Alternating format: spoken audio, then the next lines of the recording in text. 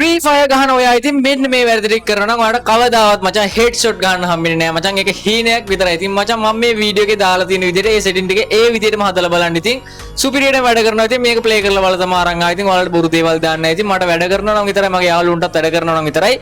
ඔයාලට මෙන්න මේ සෙටින් මම අරන් එන්නේ බොයිස්. ඉතින් වැඩි කතාවක් ඕනේ. අපි ආ වීඩියෝ එක.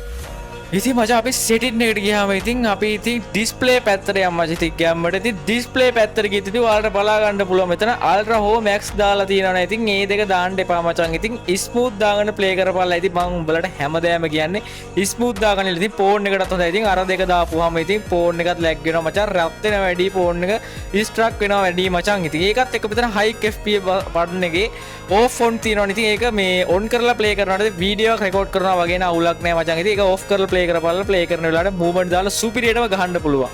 ඉතින් මචං ඉතින් ඒකත් එක්කම අපි කන්ට්‍රෝල් පැත්තට ගියොත් මචං ඉතින් ෆුල් කන්ට්‍රෝල් හෝ ඊට මැද එක දාලා තියෙනවා නම් ඕගොල්ලෝ ඒ දෙක දාන්න එපා. ඉතින් ඩිෆෝල්ට් තියාගන්න. ඉතින් අර දෙක දාපුවම හරියටම ඔලුවට එම් කරලා හෙඩ් ෂොට් එක ගන්න ඕනේ මචං. ඉතින් ඒක පොඩ්ඩක් අමාරුයි ඉතින් අලුත් සෙට් එකට.